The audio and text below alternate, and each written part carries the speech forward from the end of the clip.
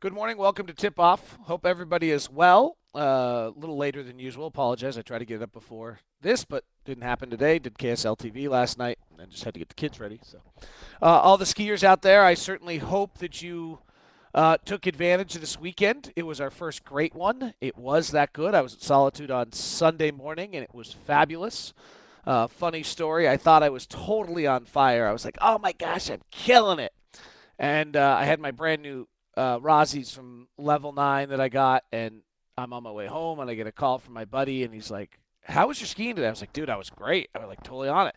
He was, "Yeah, so was I. I got my new," and then another buddy called, and all of us decided we were totally great, only to realize that new equipment is what actually did it for us. We weren't nearly as good as we thought we were.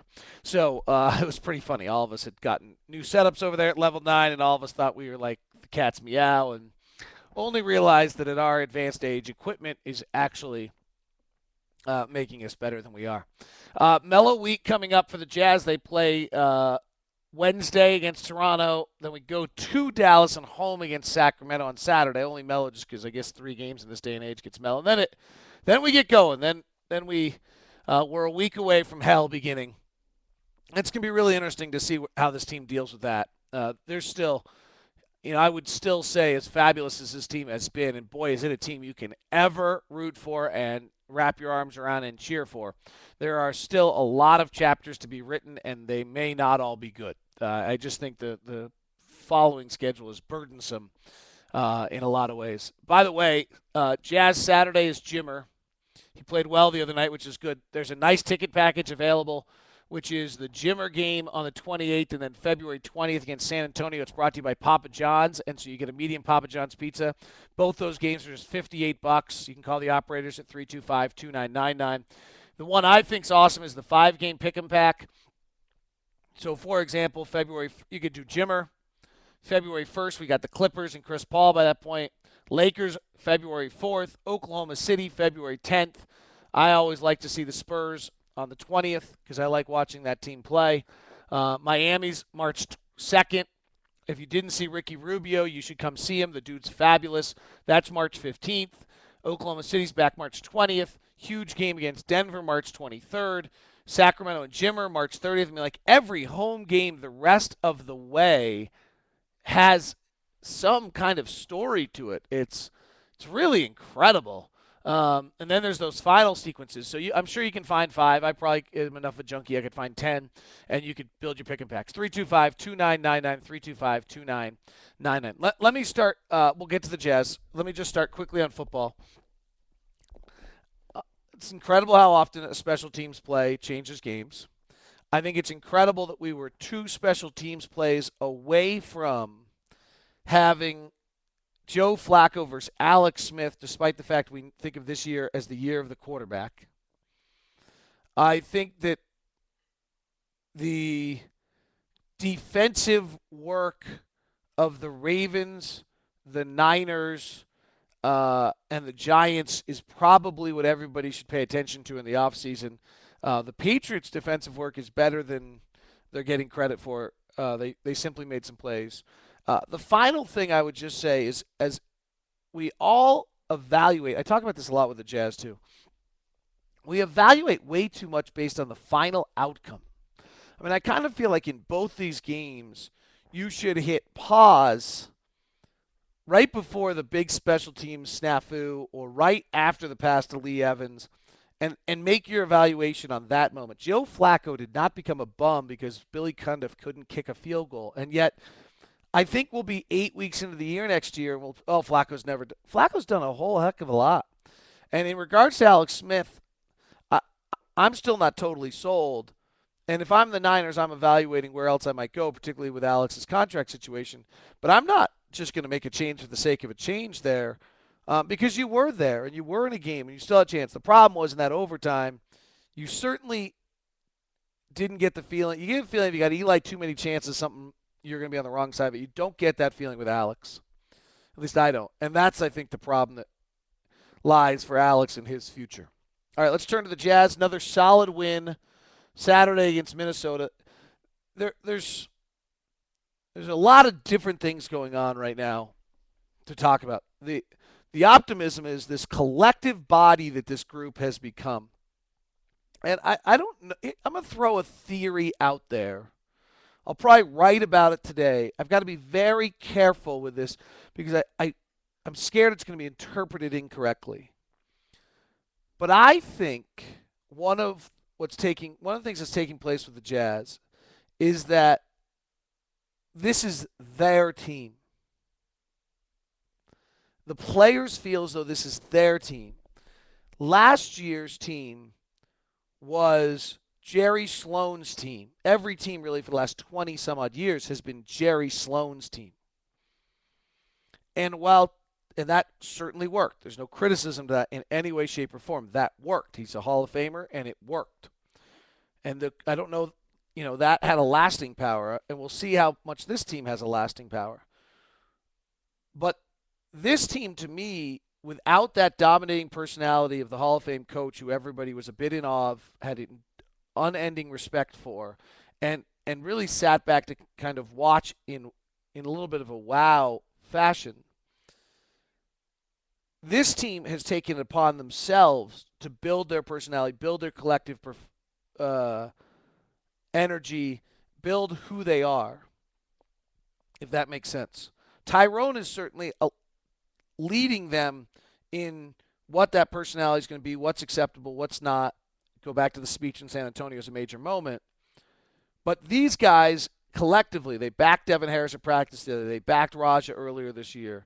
They're very supportive of each other. They're very connected. I think it's a fair comment without meaning. I mean, the track record of Jerry and Phil is unbelievable. So I'm nervous about this because I don't want, just because you compliment one thing, that you in turn means you're criticizing something else. I'm not doing that in any way, shape, or form. But I think there's something to the fact that the dominant personalities of his locker room are gone. And so these guys have created a collective body to who they are and are in turn very united, very working together to make progress and feel a larger ownership maybe of what this team is, of we are the Utah Jazz. I think they might have been we are Jerry Sloan's Utah Jazz prior, and this group thus feels a much larger, I think, personal stake in what's taking place. Now, that works as long as you have good guys, as long as you're winning, as long as that holds together. And I think that, so keep an eye on that. They've played the question everybody asked after Jerry Sloan retired is, you can tell me about X's and O's and this and that, but everybody played hard for Jerry. And they have played hard collectively for each other and for Ty. And if that can be maintained, then they've got a real shot to continue to have some of the success. Now, voice of reason for a moment. Love what I'm seeing. Love the club. The most advantageous schedule of any team in the NBA. And incredibly fortunate night in and night out. Taking advantage of all of it, and they're going to have to. And that's huge. Should not be minimized. But gosh, getting Minnesota and Dallas on the back end of back-to-backs. Clippers will get Toronto on the back end of a back-to-back with all this time off. Dallas, they have their own little challenge with that game in Dallas and Sacramento coming back the next. But you look at this, and they have been very, very fortunate into who they're playing. Some of their wins are looking better. The Philadelphia win looks a lot better. The Memphis win. Memphis won 6 in a row. And as I've been preaching the whole time, the teams in the West are really playing well. Houston suddenly taking advantage of a bunch of stuff. Memphis is in first place, having won 6 in a row. This is going to be no easy road for the Jazz. Starting February 5th, the Jazz will play 5 of 6 on the road. That will be 7 of 10, I believe, by All-Star break. Come out of All-Star break and play 6 of 7, 7 of 9 on the road. Come home to play 4 out of their next 6 at home before playing almost everything on the road the rest of the way. There are certainly a lot of days left. Few notes from Saturday that I want to touch on. Millsap kills Kevin Love. He was just truly fabulous in killing Kevin Love in that matchup. He's had 22 and 11 against him last time. Love is tired. He had a stretch where I think Adelman overplayed him, and he looks tired. His shots are all short. He's really struggling, but that doesn't matter. Paul Millsap blasted him.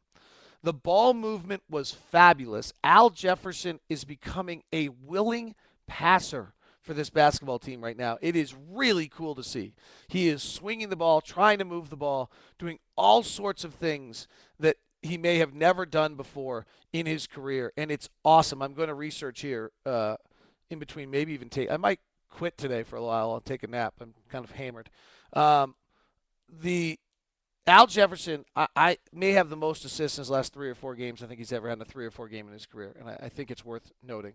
Defensively in the fourth quarter, the Jazz taking advantage of the schedule but turning the screws, playing tougher, absolutely did what they need to, and made great adjustments. And I'm going to try to look into this and figure out if I can find out what they were. On the Ricky Rubio pick and roll through that game, Rubio is incredible. I mean incredible. And he's just great to watch. But the Jazz did a great job making adjustments defensively, and the ball movement was so good. I love watching that. The ball movement was so bad earlier this year, and it's so good right now. So those would be my general thoughts. Let me quickly jump over as we like to wrap up each of these with the hashtag Locke Tip Off. Send me your questions.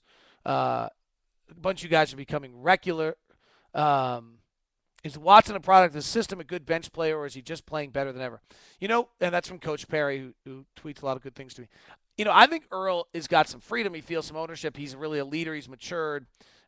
He's gone through a lot of stuff I can't get into, being a real fighter, which I think were real life difficulties that I think may have been pulling at him a little, but I think he really played pretty well through almost all of that.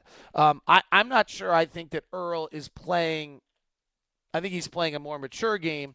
His strengths are still there, his leadership, his personality, his ability to push the ball. His weaknesses are still there. He turns the ball over a good deal. But he is definitely spearheading that second group. He's a great guy to have play with younger players. He's playing with the Czech ID team throughout.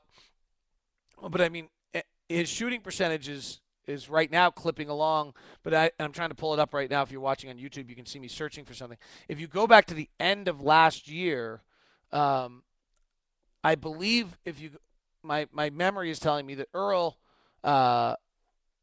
played pretty darn well at the end of last year, doing some cool shooting a little bit better. So he may have just found some comfort in that regard. But his assist numbers are not dramatically up in any way. I think if you look at his per 36 minutes numbers, that's kind of where he has been. They're up a little, but where he's been. His turnover numbers are right about where he's been. His steal numbers are right about where he's been. The one thing is his three-point shooting numbers are down, but he's not shooting as much, which I think is leading him to a better shooting percentage overall. He's playing great. He shot 47% from March 1. That took me a while. I stalled there really nicely. He shot 47% from March 1, and now is at 46%. So he may just have figured out how to work with this group and shooting a little bit better. So that's nice to see. He's been fabulous.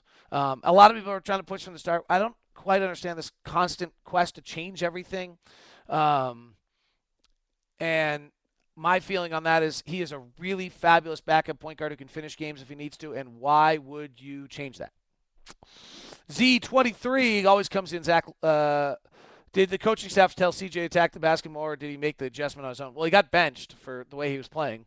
I think that was a pretty clear message to him. He has shot 10 free throws the other night. In 3 games in his career, he has shot 10 free throws. Have all happened under Tyrone Corbin as head coach. I think that's worth noticing. So I think CJ has understood that if he's going to play, he's got to do that. He might have seen how Josh Howard is playing a little bit, tried to emulate that. He's not a good shooter. He's a little bit of a scorer, but he is just not a good shooter. At some point, we have to decide that after this many shots in his career, that's something. He's not a good three-point shooter. Like, everyone wants to talk about him being a great three-point shooter because back in 2007-8, maybe it was 77 attempts, he hit 39, but In every year of his career, he's taken 103-point attempts. He's shot 35, 34, 32 in the last 3 years. The more he takes, the less good shooter he is. He's shooting 30% from three this year. I mean, CJ's still shooting 37% on the year. He's still not, but his free throw attempts are way up at 3.3 a game, despite playing far less minutes at 18 minutes a game. His per 36, this is incredible, his per 36-minute free throw attempts. So per 36 minutes, he's taking 6.6%, 6.4 free throws per 36 minutes. 2 years ago, he took two. I'm going to run some numbers on CJ and look at his. I don't think I can do it quickly. What percentages, possessions, or free throws? You'll see it tweeted out later today at Locked On Sports. From KG Pogi, you guys it's all the same guys. Come on, other people get in with hashtag Locke Tip off for questions. These guys are all good, though. Favors isn't a go-to guy, but went in with Cantor. He's the option in the post. How can the Jazz get more minutes with Al or Paul? Ty's got this lineup that's working. So I wouldn't screw with any of it, where he plays those two guys together. Maybe he thinks they have to learn to play together, and he really likes the way Al and Paul are playing together. But I would say I see some problems here. Al and Paul is a bad rebounding unit that needs to rebound better collectively, and Favors and Cantor don't have a go-to guy. I like, if possible, if I were to suggest, without quite understanding everything, I would make a quick substitution with Favors pulling Al early, almost the way you used to with Stockton, early, let Favors play with Millsap. Then my next substitution back around would probably be Jefferson for Millsap for a little while with Favors, and then Cantor slips back in and let Jefferson get the ball in those circumstances on second unit players. The way he's playing right now, I think he would dominate that, and I think that would probably be better for him. Whereas I think Millsap is showing a better ability to be able to score against all groups, and that might be able to help. So that would be my thought, is that the Favors Cantor matchup, which is that unit that Earl's playing so well with, might have some flaws in it before. And we got to be careful and keep an eye on this as the season goes on. But that's something Ty's done very, very well. All right, that wraps up tip-off. At least I hope it wraps up tip-off. If I can find where I'm recording all these things, that would help. And then I can say goodbye to you. All right. Oh, my gosh, we're 17 minutes long. I'll shut up now and go away. Bye. See ya.